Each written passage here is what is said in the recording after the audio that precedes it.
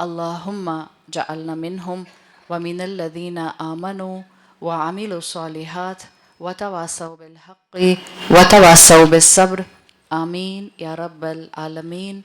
ثم اما بعد فاعوذ باللہ من الشیطان الرجیم.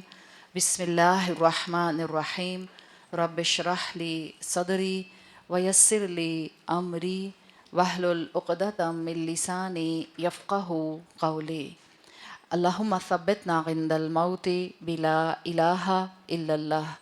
اے ہمارے اللہ، ہمیں ہماری موت پر کلمہ لا الہ الا اللہ پر ثابت قدم رکھیے. آمین یا رب العالمین.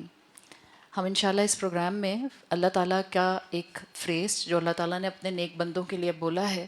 جب بھی اللہ کا بندہ اللہ کو پکارتا ہے تو اللہ کی ایک پکار اس کے لیے قرآن میں موجود ہے، فَإِنِّي قریب. اسی فَإِنِّي قریب کو ہم نے اپنے ان 4 کلاسز کا تھیم بنایا ہے، اور کل ہم نے اس تھیم پر پہلی بات کی تھی. اور پہلی بات جو ہم نے کی تھی اس میں ہم نے فوکس یہ رکھا تھا کہ انسان اللہ کی قربت سے جو دور ہوتا ہے تو اس پر سب سے پہلا جو وار آتا ہے وہ انسان کے اوپر شیطان کا آتا ہے. اور اسی ریفرنس میں آپ کو میں نے سورۃ البقرہ کی آیت کو ریفرنس بنا کر بات کی تھی، جو سورۃ بقرہ کی آیت جہاں شروع ہوتی ہے یا ایھا الذین آمنوا ادخلوا فی السلم کافہ ولا تتبعوا خطوات الشیطان انہ لکم عدو مبین. اسی آیت کو بیس بنا کر ہم نے بات شروع کی تھی. اور شیطان کے خطوات کہاں سے اثر کرنا انسان پر شروع کرتے ہیں اس کو ہم انشاءاللہ پچھلی پوری تھیم کے ساتھ اگر سمجھتے ہوئے آگے بڑھائیں گے تو ہمیں بات کو آگے بڑھاتے ہوئے چیزوں کے کنیکشن بھی سمجھ آ جائیں گے. شیطان آپ سے امیجیٹلی کبیرہ گناہ نہیں کراتا، بلکہ ہم نے یہ بات کی تھی کہ شیطان گریجولی آپ کے دل کے اندر وسوسہ ڈالنا شروع کرتا ہے، ڈسٹریکٹ کرنا شروع کرتا ہے. اور اسی ریفرنس میں وہ خود سامنے نہیں آتا، وہ دنیا کے مختلف کلاس کو سامنے رکھتا ہے، دنیا کے ذریعے آپ پر اور مجھ پر حملہ کرتا ہے. اور اسی ریفرنس میں پھر ہم نے دنیا کی حقیقت سمجھی تھی. اور ان شارٹ دنیا کو آپ کئی طرح سے سمجھ سکتے ہیں. ہم نے دنیا کو سمجھنے کے لیے ایک صرف اینگل اٹھایا تھا، اور وہ یہ تھا کہ اگر ہم چاہتے ہیں کہ ہم اللہ کا قرب محسوس کریں، دن اور رات محسوس کریں، تو ہم اپنی زندگی گزارنے میں زہد لے کر آ جائیں. زندگی گزارنے میں زہد 2 اینگل سے پرومیننٹلی ہر ایمان والے کے ذہن میں رہنا چاہیے. ایک یہ کہ وہ اپنے آپ کو ہر طرح کے گناہ سے روک لے، یعنی وہ ہر اس کام سے خود کو روک لے جس کے اوپر شریعت نے حرام کا ٹیگ لگایا ہے. تو آپ کہتی ہیں کہ یہ زہد علی الحرام ہو جاتا ہے، یعنی آپ ہر اس چیز سے خود کو دور کر لیتے ہیں جہاں اللہ کی نافرمانی ہے. اگر زہد کی ڈیفینیشن ذہن میں ہوگی تو آپ کو بات سمجھ آ جائے گی. زہد آپ ہر اس چیز پر اپلائی کرتے ہیں جس چیز سے آپ نے ایموشنل اٹیچمنٹ نہیں رکھنی ہوتی، جس چیز سے آپ اپنے آپ کو فوراً دور کر سکتے ہیں، وہ چیز جو ہر وقت آپ کے نروز پر سوار نہیں رہتی. تو اگر کسی انسان کے نروز پر ہر وقت دنیا سوار ہے، اس کا مطلب ہے کہ اس کو زہد علی دنیا نہیں آتا ہے، جبھی وہ ہر وقت دنیا کا سوچتا رہتا ہے. تو مومن سب سے پہلے گناہوں پر زہد اختیار کرتا ہے، یعنی خود کو گناہوں سے ڈیٹیچ کر لیتا ہے، خود کو گناہوں سے دور کر لیتا ہے. اور یہ اس کے ایمان کی ایک علامت ہوتی ہے. پھر جیسے جیسے اس کا ایمان بڑھتا ہے اس انسان کی زندگی میں زہد بڑھتا ہے. پھر وہ اپنے آپ کو اپنی دنیا کی زندگی میں ایک محتاط انداز سے آگے بڑھاتا ہے. محتاط انداز سے آگے بڑھانے میں آپ کو میں نے کہا تھا زہد علی الزائد، وہ زندگی کی نعمتیں جو آگے چل کر امیجیٹلی آج بری نہیں ہیں لیکن ان میں پوٹینشیل ہے کہ وہ آگے چل کر میرے ایمان کو کمزور کر سکتی ہیں. جیسے بہت سے لوگ آپ نے دیکھا ہوگا احتیاطاً فیس بک نہیں استعمال کرتے.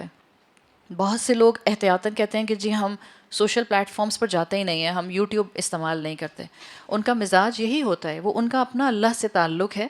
اگر وہ دوسروں کو روک نہیں رہے ہیں اور صرف اپنے اوپر انہوں نے ریسٹرکشن لگائی ہے تو ان کا مزاج یہ ہوتا ہے کہ وہ خود کو کسی گناہ کی طرف مائل ہونے سے بچانے کے لیے یہ قدم اٹھاتے ہیں.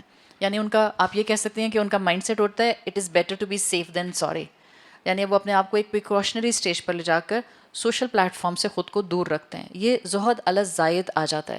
اور یہ ہر انسان کے اوپر ایک سٹینڈرڈ بلینکٹ اسٹیٹمنٹ کی طرح نہیں لگ سکتا ہے. زہد علی الزائد میں ایک بہت پرومیننٹ چیز آتی ہے جس کا تعلق ظاہری بات ہے خواتین سے بہت زیادہ ہے اور عید سے بہت زیادہ ہے، اور خاص طور پر سمر سیزن سے بہت زیادہ ہے. مثال کے طور پر ہر برانڈ اپنی کلیکشن نکالتا ہے. آپ نے اپنے عید کے جوڑے سلوا لیے، 1 سلوایا یا 3 سلوائے یا 2 سلوائے، لیکن اب آپ دیکھ رہی ہیں کہ مستقل کوئی نہ کوئی برانڈ اپنی کلیکشن نکال رہا ہے.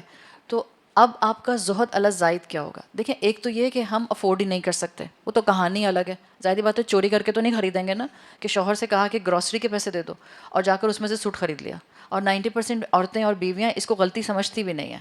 بہت سی خواتین کا مسئلہ ہوتا ہے کہ وہ اپنی شوہر کی دی ہوئی گروسری کے پیسوں میں سے پیسے بچا لیتی ہیں، پھر اپنے ماں باپ کی مدد کرتی ہیں.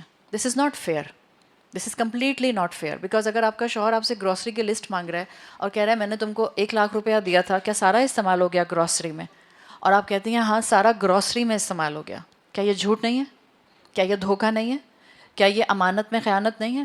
پتہ نہیں کیوں لوگ اس کو امانت میں خیانت نہیں سمجھتے ہیں. اگر آپ کو اپنے ماں باپ کی مدد کرنی ہے یا آپ نے اپنے ماں باپ کو یا کسی سبلنگ کو سپورٹ کرنا ہے تو اپنے پیروں پہ کھڑے ہو جائیں، خود جاب کریں، خود کاروبار کریں، خود کھانا پکا کر اس کو آگے سیل آؤٹ کریں یا جو بھی کرنا ہے، تاکہ آپ اپنے گھر والوں کی مدد کریں تو جھوٹ کی بیسس پر نہ کریں.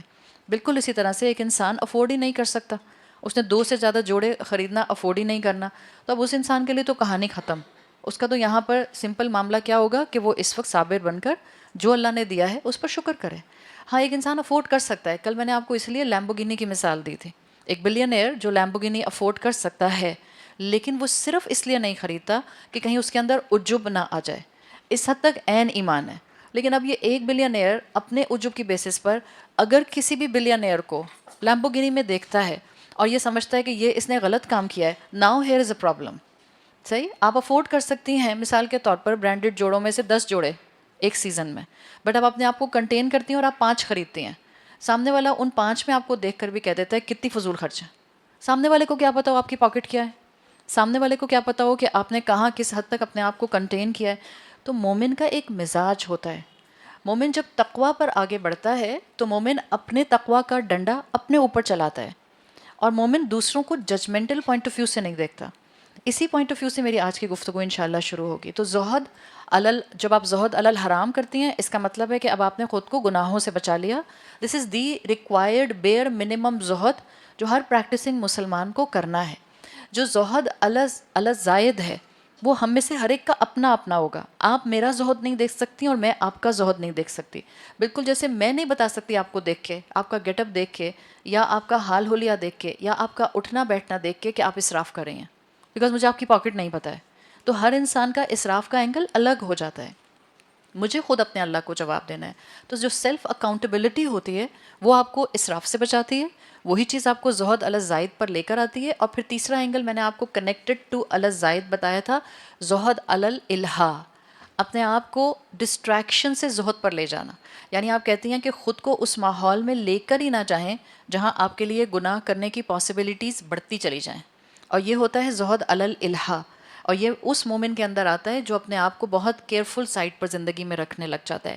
ایکسپیکٹڈ یہی ہے کہ ہم مسلمان جتنا قرآن سے اٹیچ ہوتے جائیں اتنا اپنی زندگی میں زہد کے درجات میں آگے بڑھتے چلے جائیں. یہ تو ہمارا کل کا فإنی قریب کا ایک تھیمیٹک پارٹ کا ڈے 1 تھا. اب ہم اسی سے کنیکشن کو کرتے ہوئے فإنی قریب، اگر ہم چاہتے ہیں کہ ہم اللہ کو اپنے قریب محسوس کریں تو ہم دوسرے سٹیپ پر، دوسرے سیشن پر آ رہے ہیں. کل ہم نے بات کی تھی شیطان کے خطوات سے کیئرفل ہونے کی، یعنی الرٹ پر آ جانے کی. یعنی میں پہچان جاؤں دا مومنٹ شیطان مجھے ڈسٹریکٹڈ ماحول میں لے کر جائے گا، میں اپنے آپ کو ولنریبل کر لوں گی. اب میں کسی بھی وقت شیطان کو فالو کر سکتی ہوں، چاہے جملہ بولنے میں، چاہے مائنڈ سیٹ بنانے میں، چاہے کسی عادت کو اپنانے میں، چاہے کسی خواہش کو فلفل کرنے میں. جب آپ اپنے آپ کو ولنریبل ماحول میں لے جاتے ہیں تبھی آپ اپنے آپ کو سمجھ لیں شیطان کے خطوات کی طرف بڑھانا شروع کر دیتے ہیں. تو جو آپ کا احتیاط شروع ہوتی ہے وہ خواہشات اور ڈسٹریکشن سے شروع ہوتی ہے. پھر آپ اپنے آپ کو خود بخود اللہ کے قرب کے اندر محسوس کرتے ہیں اگر آپ محتاط ہو جائیں. جب آپ اپنے آپ کو شیطان کے خطوات پر نہیں چلائیں گے تو ڈیفینیٹلی انسان کو کسی کے پیچھے تو چلنا ہے.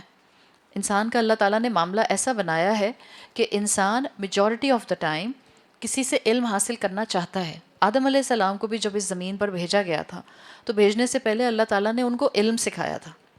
وہ جو علم اللہ نے سکھایا تھا آسمانوں پر، وہ علم دنیا کا علم تھا.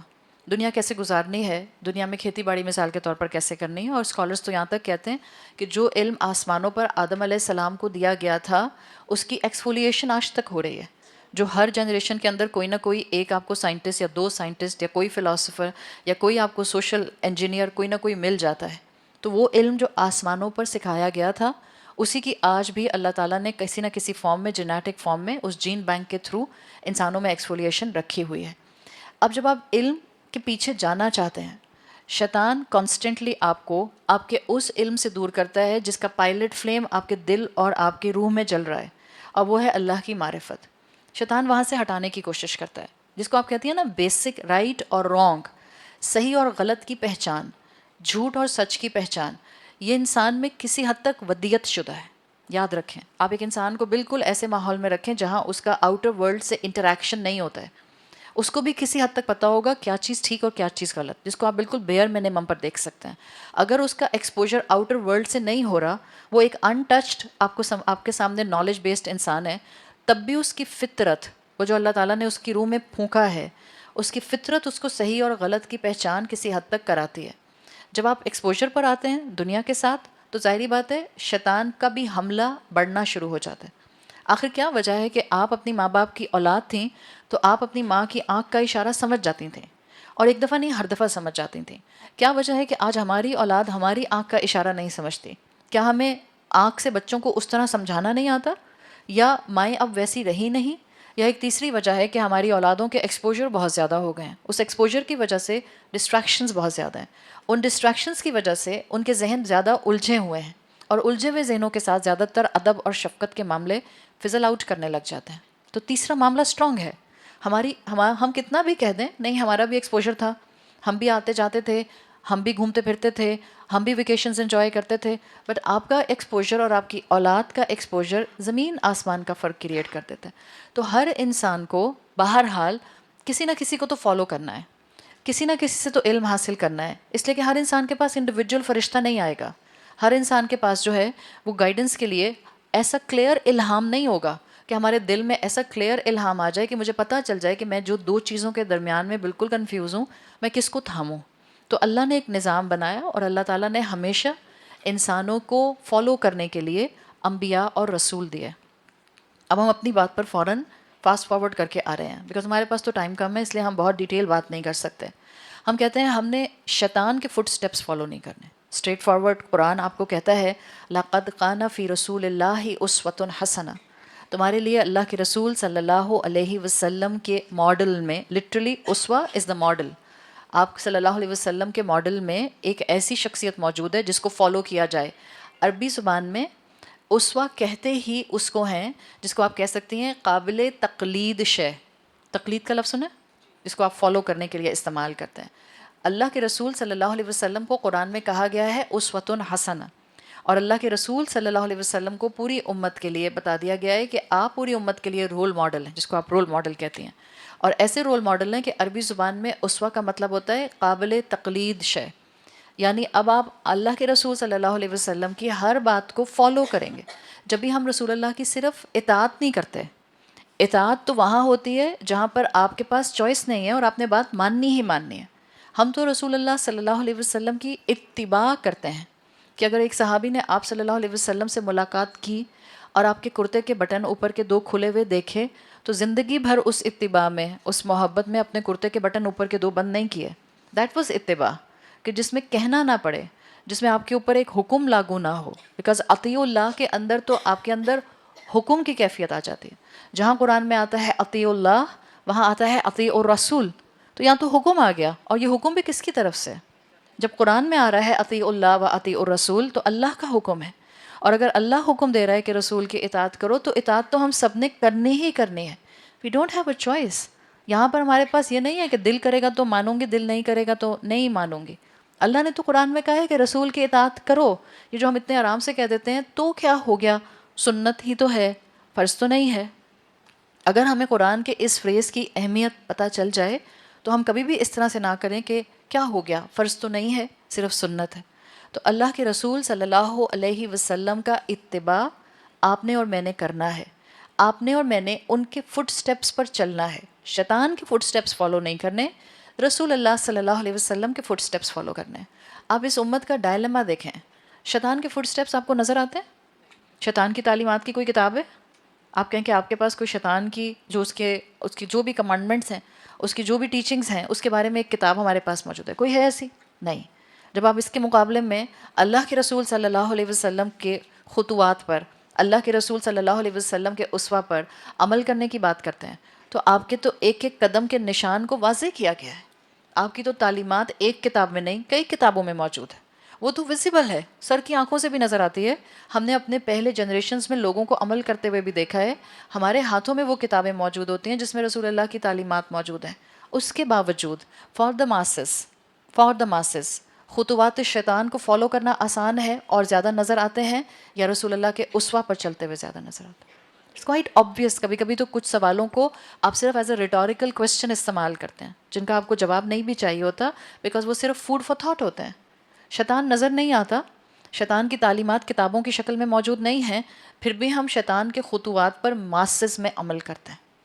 اور وہ جس کے لیے ہمیں کہا گیا ہے کہ رسول اللہ کو رول ماڈل بنانا، ان کو قابل تقلید شے بنانا، قابل تقلید ہستی بنانا، ان کے احکامات پر عمل کرنا ہمارے لیے اتنا مشکل کہ ہم پک اینڈ چوز ہی کرتے رہ جاتے ہیں. اور اتنا پک اینڈ چوز کرتے ہیں کہ ہر انسان اپنی زندگی میں اپنے کمفرٹ کے لحاظ سے احادیث پر عمل کرنے کی کوشش کرتا ہے. اس لیے کہ جب جب آپ اپنے آپ کو اللہ کے قریب کریں گی تب تب شیطان کے وسوسے ہلکے ہو جائیں گے، اور جتنا شیطان کے وسوسے ہلکے ہوں گے آپ کے لیے رسول اللہ صلی اللہ علیہ وسلم کی بہترین طریقے سے اطاعت اور اتباع کرنا آسان ہو جائے گا. تو جب آپ رسول اللہ کے اتباع کی بات کرتے ہیں تو ظاہر ہے بات بہت پھر ایک کمپریہنسو انداز میں آپ کے سامنے اسلام پریزنٹ کرتا ہے. میں نے ایک ہی سیشن میں آپ کے سامنے رسول اللہ صلی اللہ علیہ وسلم کا اتباع اور اطاعت رکھنی تھی، تو I decided to take it under the topic of تزکیہ. اور ظاہر ہے تزکیہ میں بھی it's a very broad spectrum subject. تزکیہ میں بھی میں صرف 2 اینگل آپ کے سامنے رکھوں گی، کیپنگ رسول اللہ صلی اللہ علیہ وسلم ان مائنڈ، اور آپ کو رول ماڈل بناتے ہوئے ہم صرف اور صرف اپنے آپ کو جب اللہ کے قریب کرنا چاہ رہے ہیں، so it can work vice versa. آپ اللہ کے قریب ہوں گے، ڈیفینیٹلی آپ رسول اللہ صلی اللہ علیہ وسلم کی شخصیت کے قریب ہوں گے. آپ رسول اللہ کی شخصیت کے قریب ہوں گے، ڈیفینیٹلی آپ اللہ کے قریب ہوں گے، because this will work hand in hand. یہ تو صرف وہی آپ کو بتا سکتا ہے جس نے پریکٹیکلی اس پر عمل کرنے کی کوشش کی ہے، جو اپنی زندگی میں حدیث کو اہمیت دیتا ہے، جو اپنی زندگی میں قرآن کے احکامات کی ایکسپلینیشن میں بیسٹ ایکسپلینیشن رسول اللہ صلی اللہ علیہ وسلم کی سمجھتا ہے، جس کی زندگی میں شریعت کی بہترین مینیفیسٹیشن اللہ کے رسول صلی اللہ علیہ وسلم کے ذریعے کرائی گئی ہے. وہی انسان اس فیلنگ کو سمجھ سکتا ہے کہ آپ اللہ کے قریب آتے ہیں تو آپ رسول اللہ کے قریب آئے بغیر رہ نہیں سکتے، یا آپ رسول اللہ کے قریب آتے ہیں تو آپ اللہ کے قریب آئے بغیر رہ نہیں سکتے. اللہ تعالیٰ نے ہمیں اس دنیا میں شیطان سے دور کرنے کے لیے اور اللہ کے حبیب صلی اللہ علیہ وسلم سے قریب ہونے کے لیے بھیجا ہے. جو آپ شعر سنتی ہیں، حسن کردار سے نور مجسم ہو جا، ابلیس بھی تجھے دیکھے تو مسلمان ہو جائے. اگر ہم مسلمانوں کے اندر تھوڑا سا بھی ایک احساس ڈیولپ ہو جائے کہ میں نے اپنے ہر آنے والے دن کو اپنے گزرے ہوئے دن کے مقابلے میں ایمان میں بہتر کرنا ہے، اللہ کی مدد، اللہ کا قرب آپ کو انشاءاللہ اس کیفیت کے اوپر چلانا ضرور کر دے گا. اتنا ضرور ہوگا کہ شیطان وسوسہ ڈالے گا، لیکن شیطان آپ کو گناہ کرانے میں کامیاب نہیں ہوگا اگر آپ نے اپنے آپ کو ایمان میں آگے بڑھایا. اللہ کے رسول صلی اللہ علیہ وسلم کی جب ہم بات کرتے ہیں تو رسول اللہ صلی اللہ علیہ وسلم نے اس سے پہلے کہ اپنے صحابہ کا تزکیہ کیا، آپ نے سب سے پہلے اپنی ذات کا تزکیہ کیا. دیکھیں تزکیہ جس کو ہم پیوریفیکیشن آف دا سول کے نام سے جانتے ہیں، تزکیۃ النفس، اتباع رسول کے اندر یہ سب سے میجر پہلو ہونا چاہیے. جب آپ اتباع رسول صلی اللہ علیہ وسلم کی بات کرتی ہیں تو سب سے پہلی چیز آ جاتی ہے رسول اللہ سے تزکیۃ النفس سیکھنا. یہ تزکیۃ النفس کہیں، یا اگر آپ اس کو سب کانٹیننٹ کی زبان میں کہیں، اگر آپ اس کو ڈسٹارٹڈ انداز میں نہ کہیں تو آپ اس کو تصوف بھی کہہ سکتے ہیں. کبھی تصوف کی ٹرم سنی؟ جس سے پورا کا پورا آپ کہہ سکتی ہیں صوفیزم ڈیرائیو ہوا ہے. There are lots of problems nowadays in Sufism, in the current Sufism. لیکن اگر آپ بالکل ڈیفینیشن پر جائیں، اور میں آپ میں سے کئی لوگوں سے پوچھوں، صوفیز کو تو آپ سمجھتے ہیں نا، اولیاء کو بھی آپ سمجھتے ہیں، درویشوں کو بھی آپ سمجھتے ہیں کون ہوتے ہیں، یہ سب لوگ ہم سمجھتے ہیں. بٹ اگر میں آپ سے یا کسی بھی انسان سے کہوں کہ ذرا مجھے تصوف کی ڈیفینیشن بتا دیں، کسی کو آتی ہے تصوف کی ڈیفینیشن؟ صوفی پتہ ہے کون ہوتا ہے؟ یا بھنگ پی کے جو مزاروں میں بیٹھے ہوئے ہوتے ہیں ڈھول بجانے والے، ان کو بھی ہم پہچان لیتے ہیں. محجوب کہتے ہیں یا کیا کہتے ہیں؟ محجوب کہتے ہیں، سم تھنگ لائک دس، جو بھی کہتے ہیں. ہم کہتے ہیں اس نے اللہ سے لا لگائی ہوئی ہے اس لیے یہ ایسا ہے. بعض لوگ کہتے ہیں کہ ہمارے استاد کے پاس جا کے بیٹھ جاؤ تو ان کی بریدنگ میں سے اللہ کی آواز آتی ہے. آئی ڈونٹ نو وٹ از دس، مجھے نہیں معلوم، بٹ مجھے اتنا پتہ ہے کہ مسلمان عقل مند ہوتے ہیں. مجھے اتنا پتہ ہے مسلمان ہر چیز پر ڈیمولشن امپیکٹ نہیں رکھتے. جس چیز کی جو چیز ٹھیک ہوتی ہے وہ چیز لے لیتے ہیں، اور جو چیز اللہ اور اللہ کے رسول صلی اللہ علیہ وسلم کے بتائے ہوئے طریقے سے کلیش پر آ رہی ہوتی ہے وہاں نہایت ادب کے ساتھ، بغیر جھگڑا کیے، بغیر تو تڑا کیے، بغیر ججمنٹل ہوئے اپنے آپ کو کنارہ کر لیتے ہیں. Because here is the part جہاں پر ہمیں اپنے آپ کو قالو سلامہ کی کیٹیگری میں لے جانے کی ضرورت پڑ جاتی ہے بعض اوقات، بجائے اس کے کہ آپ کہہ دیں سب صوفی غلط ہیں. You should know what is تصوف. تصوف کی ٹرم صحابہ کے دور میں نہیں کہیں پرومیننٹ ہوئی. جب صحابہ کے دور میں پرومیننٹ نہیں ہوئی اس کا مطلب ہے رسول اللہ صلی اللہ علیہ وسلم نے بھی اس کا استعمال نہیں کیا. Yes it comes under Arabic language. تصوف اس صوف سے ہے، سواد واو فا. صوف کس کو کہتے ہیں؟ سواد واو فا، اون کو، وول جس کو آپ کہتے ہیں. اون کا جو سویٹر یا اون کا جو لباس ہوتا ہے وہ بڑا نرم و نازک سا ہوتا ہے. یہ ایک کانسیپٹ سب کانٹیننٹ کے اندر آیا کہ جس میں اب جس کی آپ ابتدا کہاں سے کرتے ہیں. میں اتباع رسول میں تزکیہ پہ اسٹک کرنا چاہ رہی ہوں، but I really want to give the definition of تصوف، اس لیے کہ اکثر و بیشتر ہم کنفیوز ہوتے ہیں. کیا تزکیہ تو نفس از ایگزیکٹلی لائک تصوف؟ اگر تو تصوف صرف لنگوسٹیکل ہے.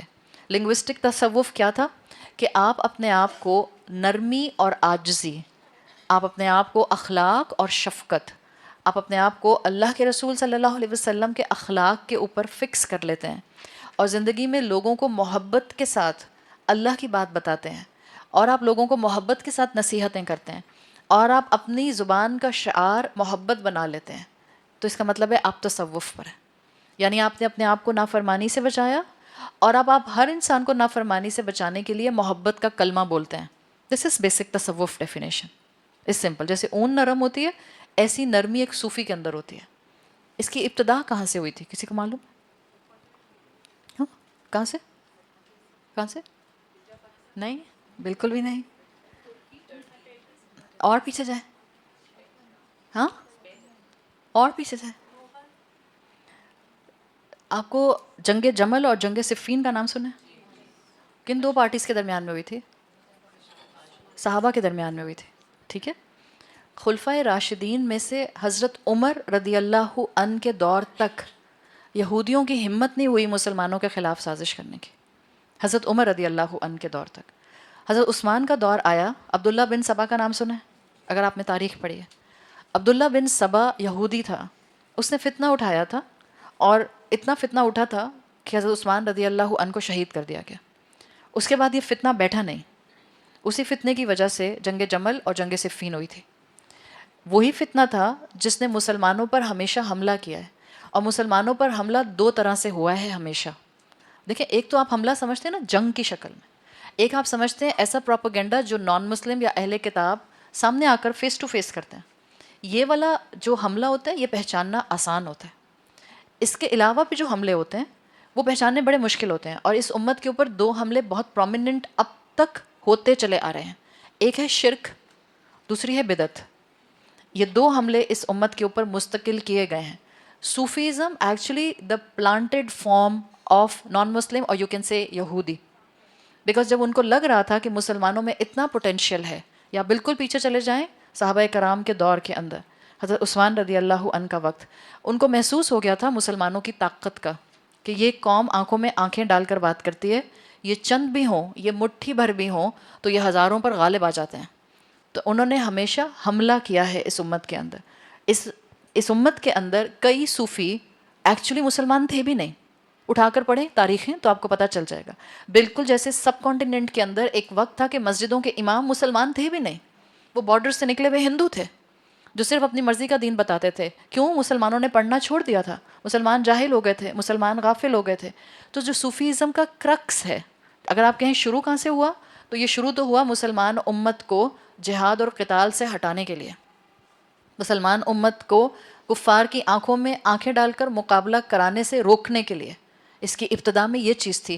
کیوں اتنا بڑا اسکالر بیٹھا ہے جو ہمیشہ صوفیزم کو نگیٹ کرتا ہے. ہم کہتے ہیں کہ صرف ایک دوسرے کی جان کے دشمن ہیں. ہم علم حاصل نہیں کرتے، ہم کتابیں نہیں پڑھتے، ہم اپنی تاریخ اٹھا کر نہیں پڑھتے، اور تاریخ اٹھا کر کسی ایک ڈائریکشن سے نہیں پڑھیں. جب میں تاریخ کی بات کرتی ہوں تو آپ لوگ کہتے ہیں تاریخ کی کتاب بتا دیں. میں سیرت کی بات کرتی ہوں تو آپ لوگ کہتے ہیں سیرت کی کتاب بتا دیں. It should be your lifestyle. جس آپ کے پاس مورخ کی تاریخ ہاتھ میں آ جائے پڑھنا شروع کریں تو ذرا ڈفرینٹ ڈائریکشن سے پڑھیں تو آپ کو پتہ چلے گا اس امت پر حملے کیسے کیسے ہوئے ہیں. ہم نے اور یہ مسلمانوں نے پڑھنا چھوڑ دیا, جاننا چھوڑ دیا, تبھی ہم آج اس حال کے اندر ہیں کہ ہم ہر دوسرے انسان کو پکڑ کے کہتے ہیں ذرا بتا دو سائفر کی حقیقت کیا ہے, ذرا بتا دو ہائفر کی حقیقت کیا ہے. چاہے پالیٹکس ہو اور چاہے ریلیجن ہو, ہمارا ایک ہی حال ہے. ہم دوسرے انسان کو پکڑتے ہیں. کیوں؟ اس لیے کہ ہم پڑھتے نہیں ہیں, پڑھنے کی کوشش نہیں کرتے. نہ دنیا جانتے ہیں نہ دین جانتے ہیں. حقیقت یہ ہے ہماری. وہ جو ہم نے کل دنیا کی حقیقت پر بات کی تھی, دنیا نے اور شیطان نے ہمیں اتنا ہی لپیٹا ہوا ہے کہ ہم اتنی دنیا صرف جانتے ہیں جس میں ہمیں دنیاوی کامیابی مل جائے, باقی سے مجھے کیا غرض ہے. تو اگر آپ صوفیزم کی ابتدا دیکھیں گی, جس کی وجہ سے اسکالرز اس کو منع کرتے رہے اور کرتے ہیں, بیکاز یہ پلانٹڈ تھا مسلمانوں کو سست کرنے کے لیے, مسلمانوں کو صرف اور صرف محبت کا کلمہ کہہ کر صرف اور صرف محبت سے بات کرنے کے لیے. ہاں, اگر آپ صوفیزم کی ایسنس میں جائیں گی, اگر آپ صوفیزم کے ایگزیکٹ جس کو آپ کہتی ہیں سمرائزڈ فارم میں جائیں گی, تو صوفیزم کو, تصوف کو اڈاپٹ کرنا اس اینگل سے غلط نہیں ہے if you are adapting the balance, کہ مسلمانوں میں دشمن کی آنکھوں میں آنکھیں ڈال کر مقابلہ کرنے کی صلاحیت بھی ہو. اگر قتال کا وقت آئے تو قتال بھی کریں, دم دبا کر نہ بھاگ جائیں. اگر کسی دشمن کے مقابلے پر آ کر کھڑا ہونا پڑے تو کھڑے بھی ہو جائیں. جہاں ضرورت ہو وہاں بہترین اخلاق رسول ہو, اور جہاں سٹینڈ لینا ہو وہاں بہترین ایمان اور ثابت قدمی کا سٹینڈ ہو. اگر یہ دونوں چیزیں ہینڈ ان ہینڈ چل رہی ہیں, الحمدللہ آپ اپنے آپ کو تصوف پر رکھ سکتی ہیں, keeping in mind this is the same تزکیۃ النفس. رسول اللہ نے اپنے صحابہ کا تزکیۃ النفس کیا ہے, مگر وہ صحابہ ایسے نہیں تھے کہ دشمن کی آنکھوں میں آنکھیں ڈال کر کھڑے نہیں ہو سکتے تھے. وہ رات میں تہجد گزار تھے اور دن کے گھڑ سوار تھے, ہارس رائڈر تھے, تھکتے نہیں تھے. ہماری طرح تھوڑی 10 گھنٹے سونے کے بعد بھی ہماری نیندیں پوری نہیں ہوتی ہیں. ہم کہتے ہیں کم سے کم 8 گھنٹے نیند تو ہم سب کو چاہیے ہوتی ہے. یہ کوئی اسٹینڈرڈ نہیں ہے. آپ میں سے کسی نے اپنی باڈی کلاک اگر بنا لی ایسی, اور اللہ نے آپ کو صحت کے ساتھ رکھا ہوا ہے, آپ بیمار نہیں پڑ رہے, 24 گھنٹے میں آپ کے لیے 3 گھنٹے کی نیند بھی کافی ہوگی. کبھی دیکھا ہے کوئی انسان ایسے آپ نے؟ کیا اللہ کے رسول صلی اللہ علیہ وسلم کے پاس بھی یہی 24 گھنٹے تھے, یا وقت کی گھڑیاں اس وقت 24/7 کی الگ تھیں جب 1450 سال پہلے کی بات ہم کر رہے ہیں؟ یہی گھڑیاں تھیں, یہی وقت تھا. اتنا سوتے نہیں تھے ہماری طرح, اتنا وقت ضائع نہیں کرتے تھے. تو اگر آپ میں سے کوئی کبھی if you ever come across تزکیۃ النفس is equal to تصوف, تو one part of تصوف is right, جس میں آپ کا بیلنس مینٹین رہتا ہے. آپ اخلاق رسول پر رہتے ہیں, آپ گناہوں سے خود کو بچاتے ہیں, آپ کی زبان میں شفقت اور ادب اور نرمی رہتی ہے, اور آپ اپنی زندگی میں تقویٰ کا بیلنس بھی رکھتے ہیں. اس کا مطلب ہے آپ صحیح پراپر تصوف کے اوپر زندگی گزار رہے ہیں.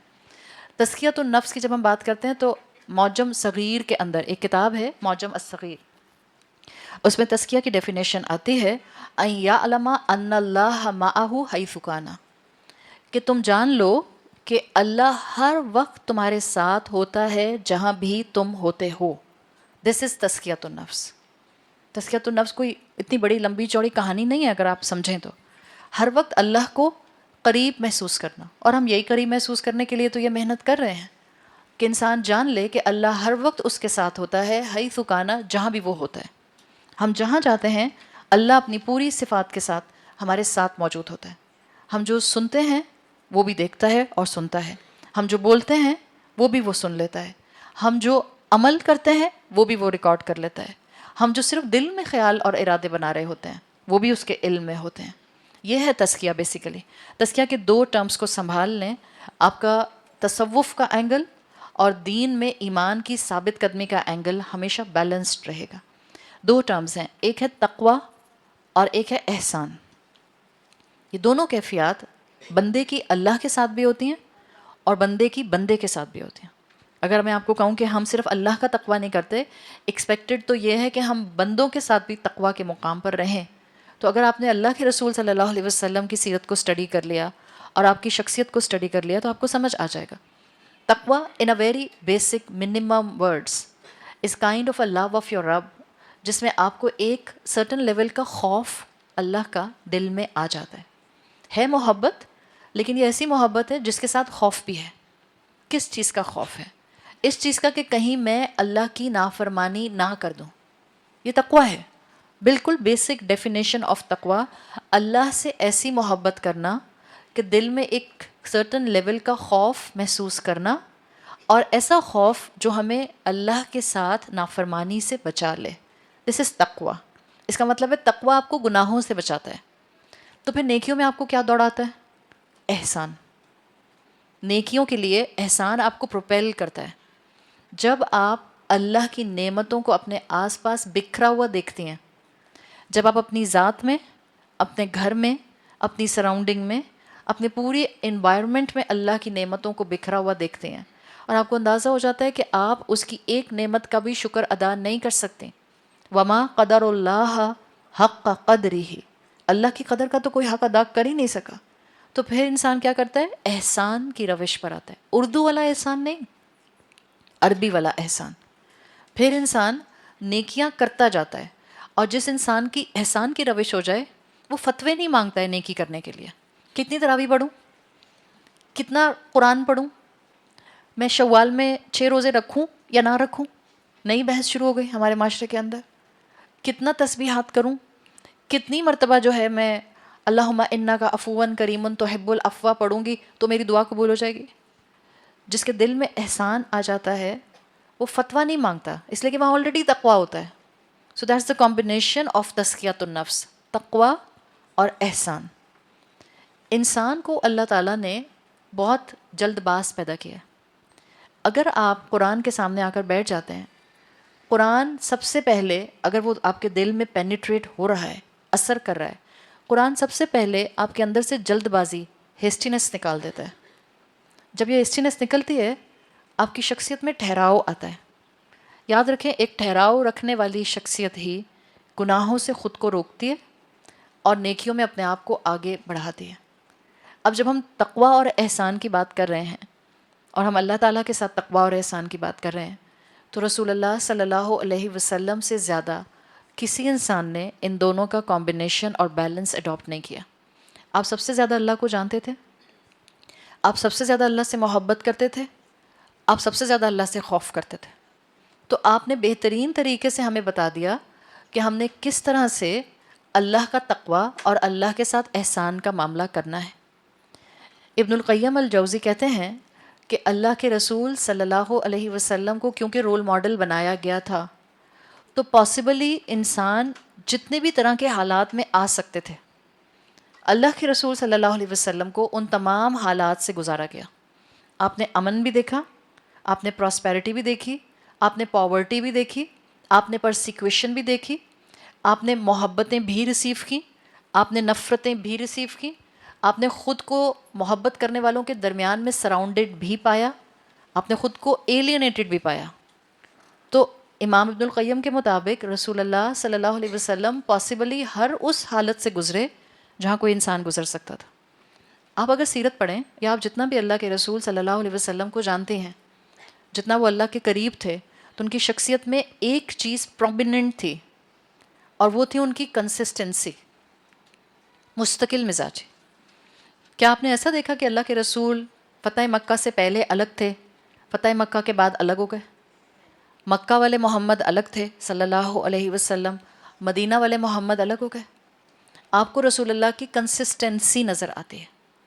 سب کے ساتھ محبت کرنے والے، سب کے ساتھ شفقت سے پیش آنے والے، سب کو سب کا ڈیو رائٹ دینے والے. اللہ کے رسول صلی اللہ علیہ وسلم نے ایسا نہیں کیا کہ آپ جب مدینہ آ گئے، حالات بہتر ہو گئے، تو آپ نے ان صحابہ سے ملنا چھوڑ دیا جو غلام تھے، کہ اب آپ اپنی مرضی کے لوگوں سے ملیں گے. ایسا کچھ نہیں تھا. آپ کی شخصیت میں تزکیہ کی بہترین مینیفیسٹیشن، تقوی اور احسان کے کمبینیشن کی بہترین مینیفیسٹیشن آپ کی شخصیت کی کنسسٹنسی تھی. آپ ایک سے رہتے تھے.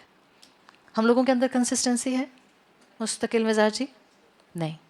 رسول اللہ صلی اللہ علیہ وسلم کے اندر آپ کو یہ خوبی نظر آتی تھی، جب بھی اللہ کے ساتھ لائل تھے، دین کے ساتھ لائل تھے، اور انسانوں کے ساتھ بہترین حسن اخلاق پر تھے.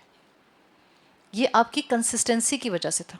ہمارے ساتھ تو مسئلہ یہ ہوا کہ ہم تھوڑا سا دین میں کسی بھی ریلیجس پوزیشن پر آتے ہیں. ریلیجس پوزیشن مطلب چاہے ہم نے کوئی کورس جوائن کر لیا، دین کا کوئی تعلیم کا معاملہ سلسلہ جوائن کر لیا، قرآن پڑھنا شروع کر دیا، حدیث سمجھنا شروع کر دی، تھوڑی سی پوزیشن ریلیجس پوزیشن، کچھ انفارمیشن ہمارے کان پر آ گئی تو ہمیں لگنے لگ جاتا ہے کہ اب میں باقی سب انسانوں سے الگ ہوں. جیسے ہی دین آتا ہے، میں ماسس کی بات کر رہی ہوں، اور ہمارے میجورٹی پریکٹسنگ مسلمانوں کے بارے میں یہی نوشن ہے.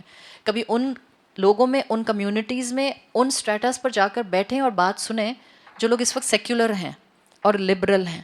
میں یہ نہیں کہہ رہی کہ وہ جو اپنے دلوں کا زہر اگل رہے ہیں میں اس اینگل سے بات کر رہی ہوں. کچھ لبرلس بہت جینوئن ہوتے ہیں اور آپ کو بڑی جینوئن اپروچ کے ساتھ کوئی نہ کوئی ایڈوائس یا اوپینین اپنی دے دیتے ہیں. باہر لوگوں کا ریلیجس لوگوں کے بارے میں کیا خیال ہے؟ ریلیجس لوگ ججمنٹل زیادہ ہوتے ہیں اور ہم ججمنٹل ہونے کی جسٹیفیکیشن کیا دیتے ہیں؟ آبویسلی ججمنٹل ہونا تو بنتا ہے. قرآن کہتا ہے امر بالمعروف اور نہیں انل منکر، تو نہیں انل منکر نہیں کروں گی تو ججمنٹل تو ظاہری بات ہے ہو ہی جاؤں گی تھوڑی بہت، نہیں کیا تو گناہ گار ہو جاؤں گی. ریلیجس لوگ ججمنٹل زیادہ ہوتے ہیں. What about their harshness? Harsh بھی زیادہ ہونے لگ جاتے ہیں. کیوں؟ ان کو لگتا ہے ان میں تقویٰ آ رہا ہے تو شاید ان کے چہرے کے اوپر نظر آنا چاہیے سیریسنس کی شکل میں. مطلب ان کو ہیضہ ہے کوئی ایمان کا. کیا میں بالکل سیریس بیٹھی ہوں، روزہ کھلنے والا ہے، مسکرا نہیں سکتے، اس لائک مسکرانا منع ہے، کرفیو لگا ہوا ہے آپ کے مسکرانے کا. ایسی کوئی کہانی نہیں ہے. ہمارے ہاں نوشن یہ ہے، دین آتا ہے ہم ہارشر سائڈ پر جاتے ہیں، دین آنے لگتا ہے ہم ججمنٹل ہونے لگ جاتے ہیں. کیا رسول اللہ صلی اللہ علیہ وسلم ایسے تھے؟ آپ میں سے ہر ایک جتنا بھی رسول اللہ کو جانتا ہے، آپ اس بات کو اچھی طرح جانتے ہیں کہ آپ ہر طرح کے لوگوں میں اٹھا بیٹھا کرتے تھے. نوجوانوں کے ساتھ آپ بیٹھتے تھے، بچوں کے ساتھ آپ بیٹھ جایا کرتے تھے اور کھیلا کرتے تھے اور بات کیا کرتے تھے. آپ ان لوگوں کے ساتھ بھی بیٹھتے تھے جو پرفیکشنسٹ نہیں ہوتے تھے دین کے، جن کا پرفیکٹ ایمان ہو کہ صرف ان کے ساتھ بیٹھوں گا. ہاں، حضرت عمر اور حضرت ابو بکر صدیق رضی اللہ عنہم اجمعین جیسے بھی آپ کے دوست تھے. آپ ہر طرح کے لوگوں میں اٹھتے بیٹھتے تھے. آپ جہاں دین کی محفلوں میں بہترین تعلیم دیتے تھے ایز رسول اللہ، وہاں آپ لوگوں کے ساتھ جب بیٹھتے تھے تو آپ بہترین طریقے سے ڈاؤن ٹو ارتھ پوزیشن پر ہوتے تھے. یہ والا تزکیہ اسلام چاہتا ہے. دین آئے، سختی نہیں آئے، دین آئے، اخلاق آئے. جب کورسز پر کورسز ہم کر رہے ہیں تو ہمارے گھر والوں کو ہمارے چڑچڑے مزاج نظر نہ آئیں. سب سے پہلے جو چیز میرے گھر والوں کو میرے دین کی اٹریکٹ کرے گی وہ میری چہرے کی نرمی، آپ کے فیشل ایکسپریشنز پر نرمی ہوتی ہے، آپ کے چہرے کی مسکراہٹ، آپ کا دھیما پن، آپ کی شگفتگی، آپ کا اخلاق. ہم کہتے ہیں میری نماز، میرا درست نماز کا طریقہ، میری تسبیحات، جو اتنی لمبی تسبیح میری وہاں تک جاری ہے، ڈرائنگ روم میں بیٹھی ہوں تو لاؤنج تک جاری ہے. آپ نے دیکھی اتنی بڑی تسبیح؟ میں تو حیران ہی ہو گئی تسبیح دیکھ کے. لٹرلی کسی خاتون نے مجھے کہا آپ کو آئیں اپنی تسبیح دکھاتی ہوں. میں سوچ رہی ہوں پتہ نہیں کیا دکھا رہی ہے مجھے، تسبیح ہے کہ کیا ہے. وہ تسبیح کا دانہ بھی ایک ٹینس بال کی طرح کا، اور لٹرلی تسبیح جو تھی وہ 5 فٹ کی تھی اور ڈبل سٹرنگ. ظاہری بات ہے تسبیح کا وہ بنا ہوا تھا سرکل، 5 فٹ کی تسبیح کم سے کم. یہ مزاج ہے ہمارے. میں تسبیح پڑھنے کو منع نہیں کر رہی ہوں، ذکر کرنے کو بھی منع نہیں کر رہی ہوں، بٹ جب آپ اتنی بڑی ٹینس بال کی تسبیح سب کے سامنے لے کے بیٹھ جائیں گی، کسی کی جرت نہیں ہوگی آپ کے سامنے کوئی جوک کریک کرے. کہے گا اتنی پارسا پروین، نیک پروین، پاکیزہ خاتون، اب ان کے سامنے کیا دنیا داری کی باتیں کرنا اور جوک کریک کرنا. ایسے نہیں تھے رسول اللہ صلی اللہ علیہ وسلم. آپ تو اب بیٹھے ہیں صحابہ کے ساتھ اور جو کھجور کھا رہے ہیں اس کی گٹھلیاں حضرت علی کے سامنے رکھتے جا رہے ہیں. اور جب حضرت علی سے مذاق میں کہا علی تم نے اتنی کھجوریں کھا لی، تو حضرت علی نے کیا کہا؟ یا رسول اللہ آپ تو کھجوریں بھی کھا گئے، گٹھلیاں بھی کھا گئے. مطلب یہ ہلکا پھلکا ہیومر، دس از ریکوائرڈ. یہ والی کمبینیشن آنی چاہیے. ہاں جب ایمان پر سٹینڈ لینے کی بات آ جائے، جب آپ کی نمازوں کے اوقات کی بات آ جائے، جب آپ کے رمضان کے فرض روزوں کی بات آ جائے، جب اپنے آپ کو اللہ کے دیے ہوئے دین کی اطاعت پر لانے کی بات آ جائے، تب الحمدللہ فولاد بن جائیں. لیکن فولاد بننا زبان سے نہ ہو، فولاد بننا دل کی کیفیت سے ہو. اوپر دھیما پن، اندر سے مومن فولاد ہوتا ہے، باہر سے نہیں فولاد بنتا. ہم باہر سے بھی لوہا بن جاتے ہیں بالکل، جس کو آپ کہتے ہیں نا ایک فروز پوزیشن پہ اوپر ہم آ جاتے ہیں. فیشل ایکسپریشن ہمارے تکلیف دیتے ہیں. رسول اللہ صلی اللہ علیہ وسلم ایسے نہیں تھے.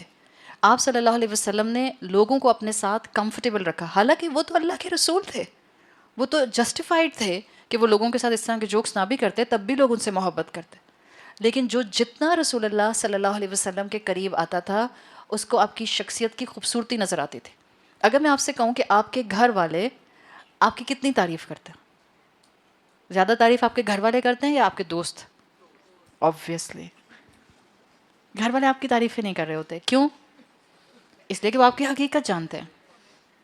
اللہ کے رسول صلی اللہ علیہ وسلم کے گھر والے ہوں یا باہر صحابہ ہوں، خاص طور پہ گھر والوں کے لیے آتا ہے. ظاہر ہے گھر والے تو وہ بات بتاتے تھے جو باہر لوگوں کو نظر نہیں آتی تھی. تو رسول اللہ صلی اللہ علیہ وسلم کے لیے کہا جاتا تھا کہ آپ کے گھر والے جب بھی آپ کے بارے میں کوئی تذکرہ کرتے تھے، اس لائک وہ آپ کے اخلاق کی خوبصورتی میں ایک لیئر اور ایڈ کر دیتے تھے. ہمیشہ محبت سے آپ کا تذکرہ کرتے تھے. کیا ہم اپنی زندگیاں اپنے گھر والوں کے ساتھ ایسی گزار کے جا رہے ہیں کہ جب ہم اس دنیا سے چلے جائیں تو ہمارے نام آتے ساتھ ہی ان کی زبان سے صرف ہمارے اخلاق کی تعریف نکلے؟ ہم تعریف سننے کے لیے اخلاق نہیں اڈاپٹ کر رہے، لیکن صرف اتباع رسول میں ہم یہ بات کر رہے ہیں کہ رسول اللہ کے گھر والے کانسٹنٹلی ان کی صرف تعریف کر کے ان کی پریز میں ایک لیئرنگ کا اضافہ کیا کرتے تھے. بیکاز آپ تھے ہی ایسے، جو آپ کے جتنا قریب آتا تھا اس کو لگتا تھا آپ صلی اللہ علیہ وسلم کا وہ فیوریٹ ہے. اور آپ صلی اللہ علیہ وسلم کا حال تو یہ تھا، اگر آپ سیرت پڑھیں، کہ رسول اللہ کا کسی انسان سے مختصر سی بات کرنا بھی اس انسان کو بہت اہم فیل کرا دیتا تھا. آپ نے عمر بن عاص کا واقعہ تو کئی دفعہ سنا. عمر بن عاص جنہوں نے مسلمانوں کے خلاف خالد بن ولید کے ساتھ کھڑے ہو کر جنگیں کی ہیں، چاہے وہ احد تھا یا خندق تھا، مسلمانوں کی گردنیں اڑائی ہیں. یہی وہ عمر بن عاص ہیں جو کہ مکہ کے ٹریٹی کے ٹائم پر موجود تھے قریش کے ساتھ کہ رسول اللہ کو اور مسلمانوں کو عمرہ نہیں کرنے دیں گے. اور یہی عمر بن عاص فتح مکہ کے بعد آتے ہیں ایمان اپنا اللہ کے رسول کے سامنے لینے کے لیے، اور اللہ کے رسول صلی اللہ علیہ وسلم کی طرف ہاتھ بڑھاتے ہیں. رسول اللہ ہاتھ بڑھاتے ہیں تو یہ ہاتھ واپس کھینچ لیتے ہیں. اللہ کے رسول کہتے ہیں کیا ہوا عمر، ارادہ بدل دیا؟ بخاری کی حدیث کا مفہوم بتا رہی ہوں. تو حضرت عمر بن عاص کہتے ہیں پہلے اللہ کے رسول مجھ سے وعدہ کریں کہ اللہ واقعی میری پچھلی ساری خطائیں اور گناہ معاف کر دے گا اگر میں اسلام لے آیا. تو پھر اللہ کے رسول کی وہ طویل حدیث آتی ہے جس کا مفہوم آتا ہے کہ جب کوئی کلمہ پڑھ لیتا ہے، جب کوئی ریورٹ ہوتا ہے، تو اسلام اس کی پچھلی ساری جو کیفیات اور جو گناہ ہوتے ہیں ان کو منہدم کر دیتا ہے. ان الاسلام یہدم فیما قلبی، جو بھی اس سے پہلے تھا وہ سب یہدمو کی کیٹیگری میں آ جاتا ہے، منہدم ہو جاتا ہے، یعنی معاف ہو جاتے ہیں اس کے سارے گناہ. پھر عمر بن عاص وہی ہیں جو ایمان لے کر آتے ہیں، اور یہ وہی ہیں جن کو لگتا ہے کہ رسول اللہ نے ان کو مدینہ میں ایک پوری جماعت کا لیڈر بھی بنا دیا، بیکاز رسول اللہ لوگوں کی کوالٹیز کے حساب سے ان کو ڈیل کیا کرتے تھے، ان کو کام دیا کرتے تھے. عمر بن عاص کو کیا لگا کہ رسول اللہ نے مجھے اتنے سارے گناہوں کے بعد بھی اسلام میں آنے دیا اور ایک گروہ کا لیڈر بھی بنا دیا. تو ان کو لگتا تھا اتنے مسلمانوں کو چھوڑ کے مجھے لیڈر بنا دیا، I must be the favourite one. یہی عمر بن عاص ہیں جو صحابہ کے درمیان میں پوچھتے ہیں من احب الناس الیہ، اللہ کے رسول آپ کو سب سے زیادہ انسانوں میں کون اچھا لگتا ہے؟ کیا سمجھ رہے تھے کیا جواب آئے گا؟ ان کو لگ رہا تھا کہ اللہ کے رسول کہیں گے عمر تم اچھے لگتے ہو، بٹ ہم جانتے ہیں کہ اللہ کے رسول نے ان کا نام نہیں لیا. This was the essence. ہر انسان آپ سے مل کر ایسا محسوس کرے کہ آپ کو وہ انسان پسند کرتا ہے اور آپ اس کو پسند کرتے ہیں، آپ اتنی محبت اور شفقت سے ملیں. یہ وہ کیفیت ہے جو آپ کا تقوی ظاہر کرتی ہے، بیکاز ہم نے اسلام سے یہ سیکھا ہے آپ لوگوں سے وہ معاملہ نہیں کرتے جیسا لوگ آپ سے معاملہ کرتے ہیں. ہم تو یہی کرتے ہیں، ہم کہتے ہیں جو مجھ سے مسکرا کے ملتا ہے میں اس سے مسکرا کے ملتی ہوں، جو مجھ سے ٹیڑھی آنکھوں سے ملے گا تو مجھے بھی ٹیڑھی آنکھوں کو ڈیل کرنا آتا ہے. یہ ہم ہیں. پھر ہم کہتے ہیں کہ ہم قرآن کی کلاسز میں جاتے ہیں، ہم کہتے ہیں کہ ہم خوب دعائیں مانگتے ہیں. رمضان میں اتنے مسلمان گڑ گڑا کر غلاف کعبہ پکڑ کر دعائیں مانگ رہے ہیں، اور مسلمانوں کی آزمائشیں ختم نہیں ہو رہی ہیں. کیوں؟ اس لیے کہ ہم نے اسلام کو انٹرنلائز نہیں کیا ہے. سطح پر رہ گیا ہمارا علم، بہت سپرفیشل ہے ہمارا علم، یا تو حلیے تک رہ گیا، یا صرف دعووں تک رہ گیا، یا صرف اور صرف وقتی طور کی اسپرچل اسٹیمولیشن کے لیے رہ گیا بس. اس لیے نہ ہماری دعائیں قبول ہوتی ہیں، نہ ہماری مشکلات ٹلتی ہیں، نہ ہمیں اپنی مدد کے لیے فرشتے نازل ہوتے ہوئے نظر آتے ہیں یا محسوس ہوتے ہیں. آپ آج اللہ کا قرب اختیار کریں جیسا کہ اس کا قرب اختیار کرنے کا حق ہے. آپ آج اخلاق رسول کو تھامیں جیسا کہ رسول اللہ صلی اللہ علیہ وسلم کی تعلیمات میں حکم موجود ہے. آپ دیکھیں آپ کو اپنی زندگی میں صبح اور شام معجزے نظر آنا شروع ہو جائیں. آپ لوگوں کو لوگوں کے مطابق نہیں ڈیل کرتے، آپ لوگوں کو اپنے ایمان کے مطابق ڈیل کرتے ہیں، آپ لوگوں کو اپنے تقوی کے مطابق ڈیل کرتے ہیں. تقوی is your relation ship with your رب، اور جہاں آپ اللہ کو بالکل ناراض نہیں کرنا چاہتے آپ اس حساب سے لوگوں کو ڈیل کرتے ہیں. ایک تو ہوتا ہے نا آپ کہتے ہیں تقوی اللہ کے ساتھ ہے، آپ گناہوں سے خود کو روک لیتے ہیں، آپ کا تزکیہ ہو رہا ہے. انسانوں کے ساتھ تقوی کیا ہوتا ہے؟